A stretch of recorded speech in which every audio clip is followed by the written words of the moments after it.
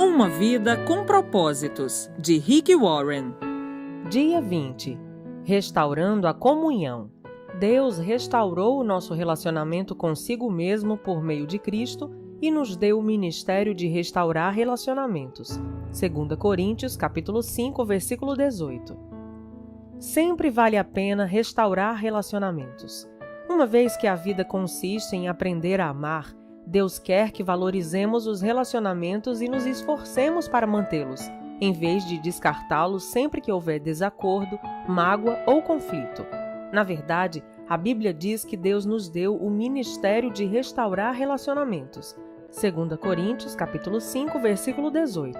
Por esse motivo, boa parte do Novo Testamento é dedicada a nos ensinar como lidar uns com os outros.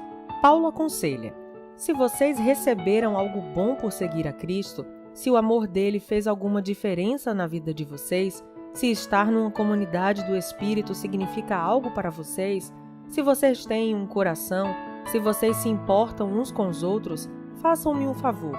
Concordem um com o outro, amem um ao outro, sejam amigos de verdade. Filipenses capítulo 2, versículos 1 e 2. Paulo ensina que a habilidade no trato com as pessoas é um dos traços do cristão maduro.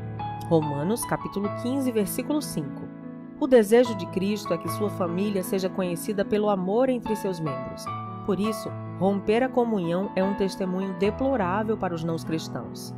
Esse foi o motivo de Paulo ficar tão envergonhado quando os membros da igreja de Corinto se dividiram em facções opostas, chegando até mesmo a brigar na justiça comum. Em sua carta, ele lamenta: que vergonha! Será que entre vocês não existe alguém com bastante sabedoria para resolver uma questão entre irmãos? 1 Coríntios, capítulo 6, versículo 5. Ele ficou escandalizado ao descobrir que não havia ninguém maduro na igreja para resolver o conflito pacificamente. Na mesma carta, declara: tenho uma preocupação séria a compartilhar com vocês, meus amigos, pela autoridade de Jesus nosso Senhor.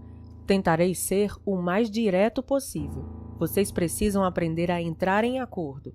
Devem ter consideração uns pelos outros, cultivando a vida em comum. 1 Coríntios, capítulo 1, versículo 10.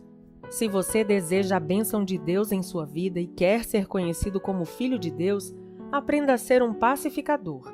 Jesus disse: Deus abençoa os que trabalham pela paz, pois eles serão chamados filhos de Deus. Mateus capítulo 5, versículo 9. Note que Jesus não disse: bem-aventurados os que amam a paz, pois todo mundo ama a paz. Nem disse: bem-aventurados os pacíficos, que nunca se incomodam com nada. Ele chama bem-aventurados os que trabalham pela paz, aqueles que procuram efetivamente solucionar conflitos. Pacificadores são raros porque promover a paz é um trabalho muito difícil. Você foi formado para ser parte da família de Deus, e o segundo propósito da sua vida aqui é aprender a amar e a se relacionar com as pessoas.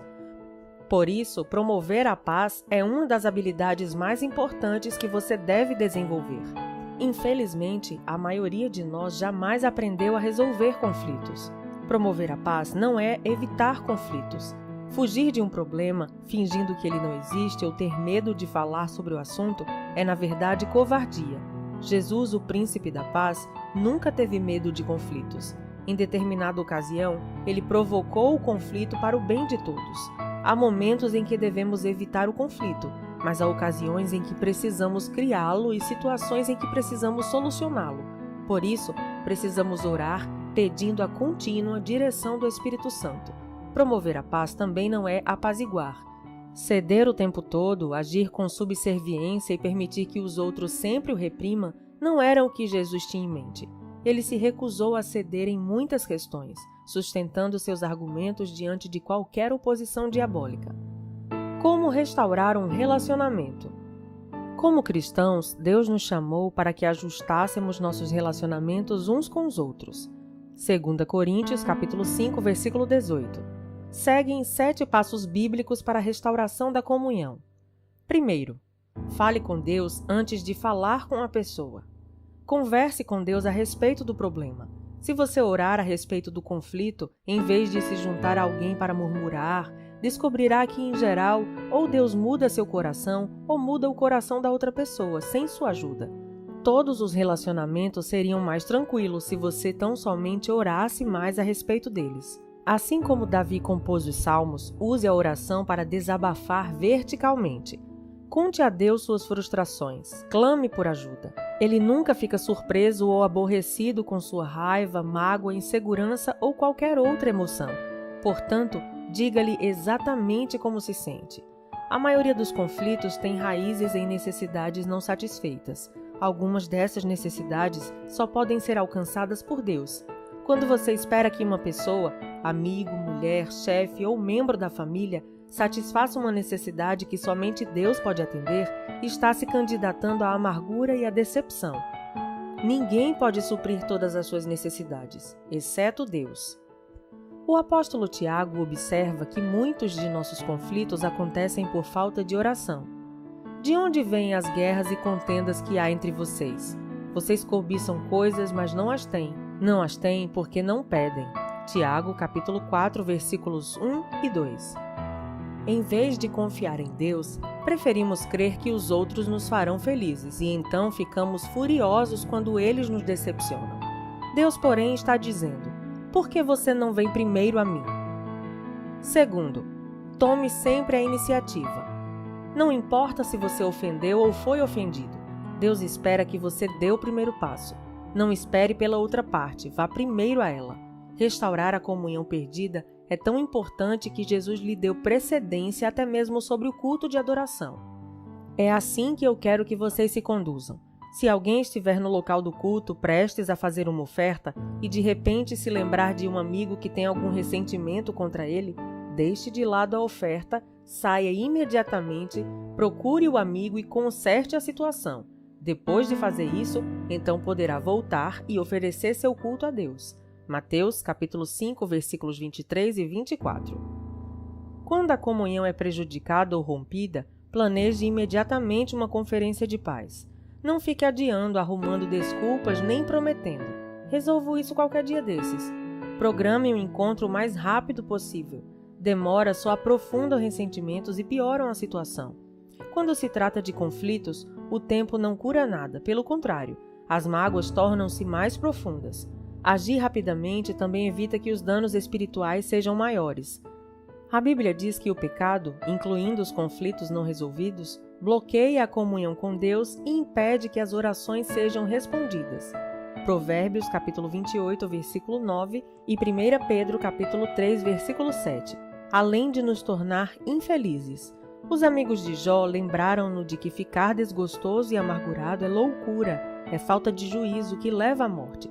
Disseram-lhe também: com a sua raiva você só está se ferindo. Jó, capítulo 5, versículo 2 e capítulo 18, versículo 4. Normalmente, o sucesso de uma conferência de paz depende da escolha do momento e do local adequado. Não se reúna se você estiver cansado, apressado ou tiver de ser interrompido. O melhor momento é quando ambos estiverem tranquilos. Terceiro, demonstre compaixão pelos sentimentos dos outros. Use mais os ouvidos que a boca. Antes de procurar solucionar qualquer desavença, você deve primeiro levar em consideração os sentimentos das pessoas. Paulo aconselha que ninguém procure somente os seus próprios interesses, mas também os dos outros. Filipenses capítulo 2, versículo 4. O verbo procurar é a tradução do grego skopos, do qual formamos as palavras telescópio e microscópio. Significa estar alerta, observar. Concentre-se em seus sentimentos, não nos fatos. Comece pela compaixão, não pela solução do problema. Não comece tentando arrancar das pessoas o que elas sentem. Ouça-as apenas, deixando que se descarreguem emocionalmente sem ficar na defensiva. Concorde com a cabeça, sinalizando que compreende, mesmo que tenha outra opinião. Os sentimentos nem sempre são verdadeiros ou lógicos. Na verdade, os ressentimentos nos fazem agir e pensar como tolos. Davi admitiu certa vez: o meu coração estava cheio de amargura e eu fiquei revoltado. Eu não podia compreender, ó Deus. Era como um animal, sem entendimento. Salmos 73, versículos 21 e 22. Todos agimos como bestas feras quando estamos feridos. Em contrapartida, a Bíblia diz: a sabedoria do homem lhe dá paciência, sua glória é ignorar as ofensas. Provérbios 19, 11. A paciência tem origem na sabedoria, e a sabedoria tem origem no fato de ouvir a perspectiva dos outros. Quando ouve, você está dizendo: valorizo sua opinião, preocupo-me com o nosso relacionamento e você é importante para mim. O ditado é verdadeiro. As pessoas não se importam com o que sabemos até que saibam que nos importamos. Para restabelecer a comunhão, é preciso carregar o fardo de termos consideração para com as dúvidas e temores de outras pessoas. Agrademos ao outro e não a nós próprios, e façamos aquilo que é para o seu bem. Romanos, capítulo 15, versículo 2. É torturante absorver pacientemente a raiva dos outros, sobretudo quando ela é infundada. Mas lembre-se, foi isso que Jesus fez por você. Ele suportou uma fúria infundada e maliciosa para salvá-lo, pois não buscou sua própria satisfação, mas conforme está escrito: os insultos dos que te injuriaram caíram sobre mim. Romanos capítulo 15, versículo 3. Quarto, confesse sua parte no conflito. Se você realmente deseja restaurar um relacionamento, comece admitindo os próprios erros e transgressões. Jesus disse que essa é a forma de ver as coisas com mais clareza. Primeiro, tire a viga de seu olho e então talvez você enxergará suficientemente bem para tirar o cisco do olho do seu amigo. Mateus capítulo 7, versículo 5. Já que todos temos pontos cegos, você precisará pedir a uma terceira pessoa que o ajude a avaliar suas ações antes de se encontrar com quem tem um conflito. Também peça a Deus que lhe mostre quanto você mesmo contribuiu para o problema. Pergunte: sou eu o problema? Estou sendo irrealista, insensível ou sensível demais? A Bíblia diz: se afirmarmos que estamos sem pecado, enganamos a nós mesmos e a verdade não está em nós. 1 João, capítulo 1, versículo 8. A confissão é uma ferramenta poderosa para a reconciliação. Não raro, a forma de lidarmos com o conflito cria um problema ainda maior. Quando você começa admitindo humildemente os erros, isso neutraliza a raiva da outra pessoa e a deixa desarmada, porque ela provavelmente esperava que você ficasse na defensiva. Não dê desculpas nem transfira a culpa. Apenas confesse sinceramente qualquer participação que tenha tido no conflito. Aceite a responsabilidade pelos erros e peça perdão. Quinto, invista contra o problema, não contra a pessoa. Não há como solucionar o problema se você estiver preocupado em identificar a culpa. Você terá de fazer uma escolha. A Bíblia diz: a resposta cortês abranda a fúria, mas a língua afiada incita a ira. Provérbios capítulo 15, versículo 1. Você nunca se fará entender estando zangado, por isso escolha cuidadosamente as palavras. A resposta branda é sempre melhor que o sarcasmo. Na solução de conflitos, a maneira de falar é tão importante quanto o que se fala.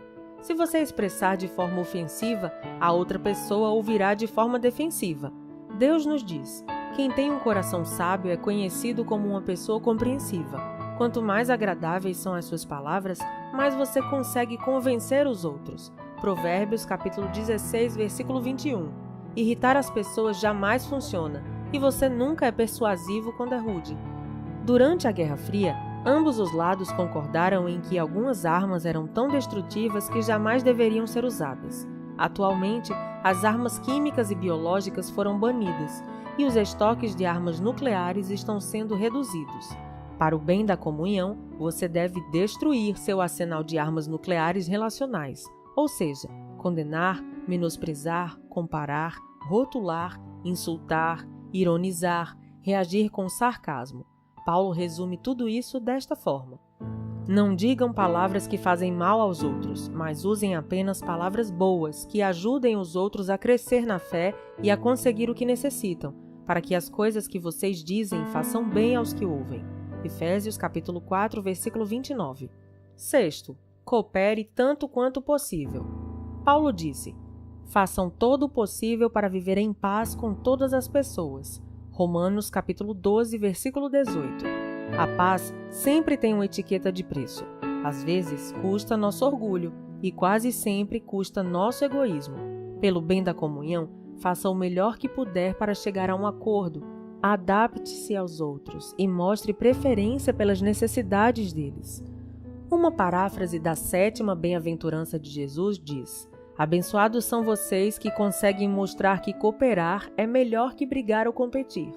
Desse modo, Irão descobrir quem vocês realmente são e o lugar que ocupam na família de Deus. Mateus capítulo 5, versículo 9. 7 e último. Enfatize a reconciliação, não a solução. É ilusão esperar que todos concordem a respeito de tudo.